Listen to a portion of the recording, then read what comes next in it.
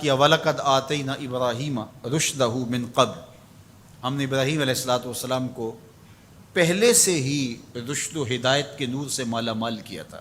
اللہ تعالیٰ جل شانہ نے ان سے ایک بڑا کام لینا تھا، تو ان کی فطرت اور ان کی طبع کے اندر وہ چیز رکھی کہ جو کبھی بھی اس چیز کو قبول نہیں کر سکتی تھی۔ خیر جب بڑے ہوئے اور دیکھا کہ بت پرستی کا دورہ ہے، تو آپ نے کہا کہ یہ کیا ہیں بت جن کو تم پوجتے ہو؟ تو انہوں نے کہا کہ ہمارے آباء و اجداد ان کو پوجتے آئے ہیں اور شروع سے ان کی پرستش چل رہی ہے، لہٰذا ہم ان کو ترک نہیں کر سکتے۔ ان کے ذہن کے اندر یہ چیز اچھی طرح سے جم چکی تھی کہ یہ بت ہی ہمارے کارساز ہیں، ہماری ضرورتوں کے کفیل ہیں اور ہمارے معبود ہیں، اور ان کی توہین کبھی سوچا بھی نہیں جا سکتا۔ اب اس کا حل کیا نکالا ذرا دیکھیے، قرآن بتاتا ہے، بولے وَتَاللَّهِ لَأَكِيدَنَّ أَصْنَامَكُمْ بَعْدَ أَن تُوَلُّوا مُدْبِرِينَ، میں تمہارے بتوں کے ساتھ نپٹ لوں گا، تم ذرا میلے سے ہو آؤ۔ وہ ایک میلہ کرتے تھے شہر سے باہر نکل کے، جہاں سارا شہر جمع ہوتا تھا، اور وہاں کھیل کود کرتے اور 2-3 دن وہاں گزارتے تو واپس آ جاتے۔ جانے سے پہلے وہ بتوں کے سامنے انواع اقسام کے کھانے رکھتے، اور جب واپس آتے تو سب سے پہلے بت خانوں میں ہی آتے، بتوں کو سلامی پیش کرتے، پھر اپنے گھروں کو لوٹتے۔ تو اکیلے شہر میں رہ گئے، باقی سارے لوگ حتیٰ کہ ان کے پجاری پروہت سب میلے میں چلے گئے۔ اب حضرت ابراہیم علیہ السلام نے کلہاڑا پکڑا اور ان کے مرکزی بت خانے میں داخل ہوئے۔ قرآن بتاتا ہے فَجَعَلَهُمْ جُزَازًا، اور وہاں داخل ہو کر کے ان کو بتوں کو توڑ دیا، کسی کی گردن کاٹ دی، کسی کے کان توڑ دیے، کسی کے بازو کاٹ دیے، کسی کی ٹانگیں توڑ دی، الا کبیر لہم، لیکن جو بڑا بت تھا اس کو کچھ نہیں کہا۔ اب ان بتوں کے ساتھ حضرت خلیل اللہ کی دشمنی کیا تھی؟ یہی نہ کہ اللہ کے علاوہ لوگ ان کو پوجتے ہیں، تو سب سے زیادہ پوجا جانے والا تو وہ بڑا بت تھا، تو حضرت ابراہیم سب سے پہلے اس کو توڑتے، زیادہ غصہ اس پہ آتا۔ لیکن بعض اوقات ایسا ہوتا ہے کہ آپ اپنے غصے کو غالب کر لیتے ہیں اپنے مقصد سے۔ حضرت ابراہیم کی نظر مقصد پہ تھی، غصہ بھی اپنی جگہ پہ تھا۔ تو ہر شے جو غلط سمجھی جا رہی ہے اس کو کس وقت غلط کہنا ہے اور کس وقت جو ہے وہ اس پہ بات کرنی ہے، یہی تو حکمت ہوتی ہے، یہی تو دانائی ہوتی ہے۔ دانائی کا انداز دیکھیے، الا کبیر اللہم، لیکن ان میں جو سب سے بڑا تھا اس کو چھوڑ دیا۔ مفسرین نے لکھا کہ کلہاڑا بھی اس کے کندھے پہ رکھ دیا۔ جب وہ واپس آئے تو انہوں نے دیکھا کہ بت ٹوٹے پڑے ہیں، کسی کی ٹانگ نہیں ہے، کسی کا کان کاٹ دیا گیا ہے، کسی کی ناک ٹوٹی ہوئی ہے، کسی کی گردن کٹی ہے، کسی کی ٹانگیں نہیں ہیں، کوئی ریزہ کر دیا گیا ہے۔ تو بہت پریشان ہوئے، ظاہر ہے ان کی عقیدت ان سے وابستہ تھی، تو وہ تو خون کے آنسو رونے لگے، بیٹھ گئے۔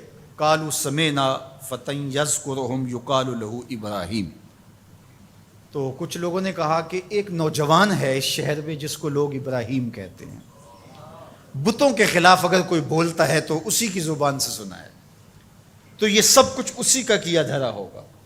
پنچایت بیٹھ گئی، آیان اقتدار بھی بیٹھ گئے، کہا بلاؤ اسے، لوگوں کے سامنے لاؤ اس کو، لعلہم یشہدون، تاکہ لوگ گواہی دیں کہ واقعی یہ بتوں کی برائی بولتا ہے، تو اس پر فرد جرم عائد کر دی جائے۔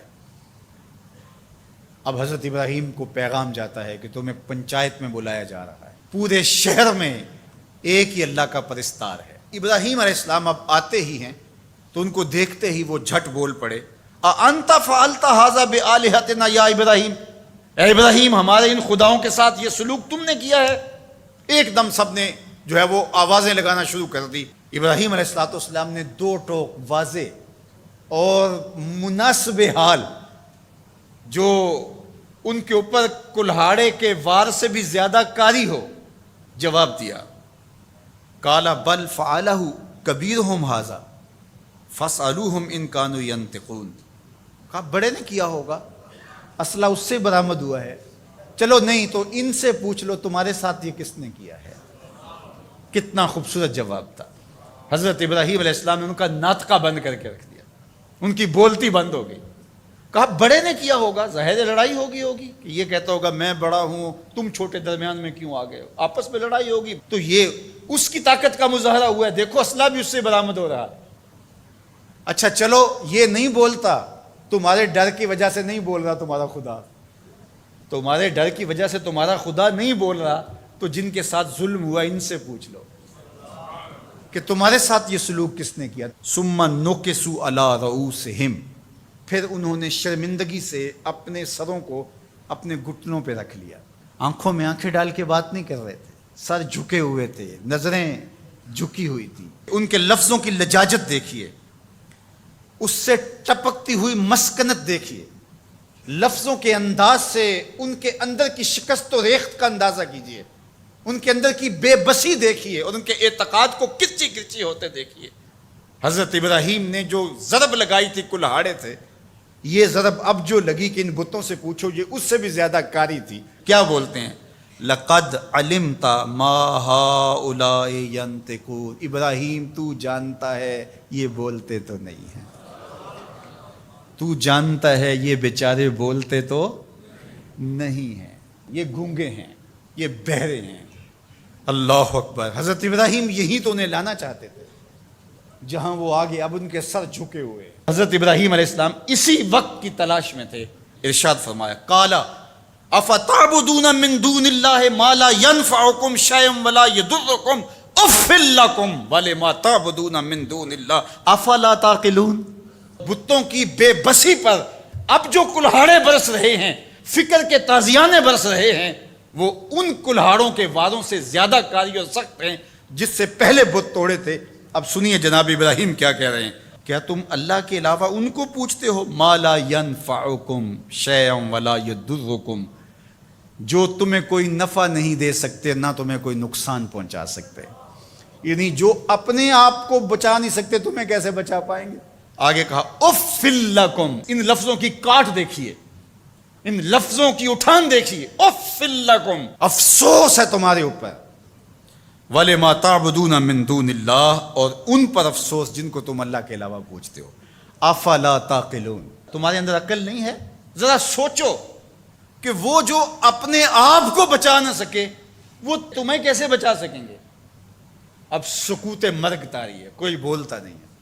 جب منطق اور دلیل خاموش ہو جائے تو پھر ایک ہی طریقہ ہوتا ہے، لگا دو پابندیاں، اسے جینے کا حق چھین لو۔ اب یہی ان کے پاس رہ گیا تھا، بولے انہیں جلا دو۔ بہت بڑی چیخا تیار ہو گئی، اب اس کے قریب جانے کی کسی کو ہمت نہیں، دور دور تک آگ کی تپش محسوس ہوتی ہے۔ پھر ایک منجنیق تیار کی گئی اور اس کے ایک پلڑے میں حضرت خلیل اللہ کو بٹھایا گیا۔ تو حضرت ابراہیم علیہ السلام جب آگ کی طرف بڑھ رہے ہیں تو آواز آتی ہے قلنا یا نارو کونی بردم وسلاما علی ابراہیم، اے آگ ابراہیم پر سلامتی کی ٹھنڈی ہو جائے، یعنی اتنی ٹھنڈی بھی نہ ہو جائے کہ میرے خلیل کو سردی لگنے لگ جائے۔ تو ابراہیم علیہ السلام نار نمرود میں چلے جاتے، کہتے 40 دن تک باہر جشن منایا جاتا رہا اور آگ برابر جلتی رہی اور اندر فردوس بری کی ہوائیں چلتی رہی۔